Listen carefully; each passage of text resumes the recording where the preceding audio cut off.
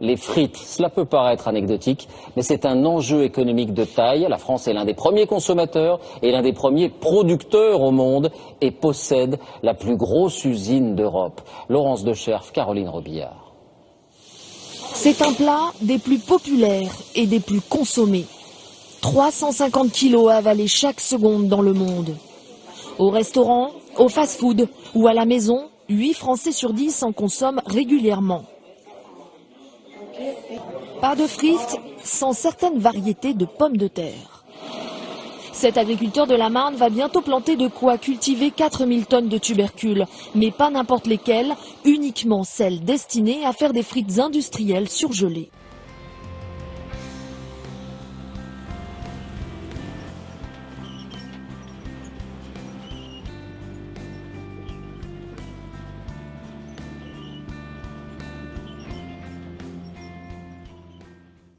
Julien et Vincent Bournaison cultivent 10% de leur surface plantée en pommes de terre. Le reste est consacré à la polyculture. L'exploitation est en contrat avec l'usine de Matoug depuis son ouverture en 2001. Le cahier des charges Macken, il est assez simple.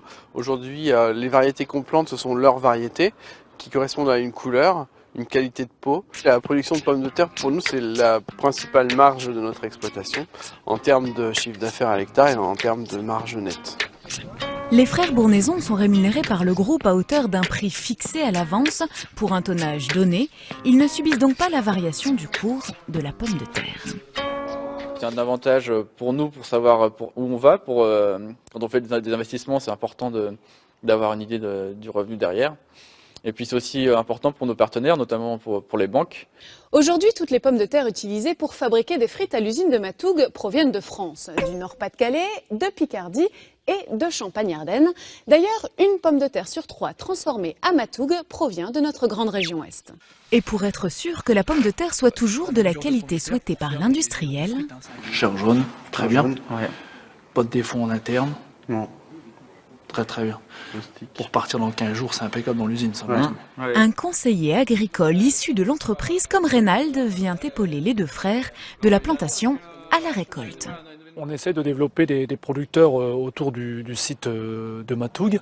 Aujourd'hui, le but est de développer chaque année des surfaces avec des producteurs régionaux dans un rayon d'une 100 à 120 km. On continue de développer cette région et l'année prochaine, on va essayer de retrouver 300 hectares avec des agriculteurs locaux. La matière première, c'est ici, dans la Marne, qu'elle est livrée. Cette usine de fabrication de frites surgelées est la plus grosse au monde. Un camion est déchargé toutes les 25 minutes. Le site fonctionne à plein régime, 24 heures sur 24, même le week-end. 1400 tonnes de pommes de terre sont transformées chaque jour. Une usine géante implantée au cœur des champs de patates. On va avoir besoin de transporter énormément de pommes de terre tous les jours. Et donc, pour limiter les coûts de transport, pour limiter l'impact de l'achat de la matière première, on se doit d'être au cœur de la pomme de terre. Impossible de faire des frites avec les plus petites. Il faut donc les trier avant de les éplucher. Mais ici, pas de corvée de patates. 300 kilos de pommes de terre entrent dans cette cocotte pour ressortir, comme ça, épluchées en seulement 1 minute. Par forte pression, l'eau contenue dans la pomme de terre se concentre. En relâchant la pression brusquement, l'eau reprend sa place, entraînant l'éclatement de la peau sans toucher la chair. Les moins belles sont supprimées manuellement. Les autres, coupées, toutes au même calibre. Blanchies dans l'eau bouillante, puis séchées, elles passeront ensuite dans un bain d'huile de tournesol, 50 secondes.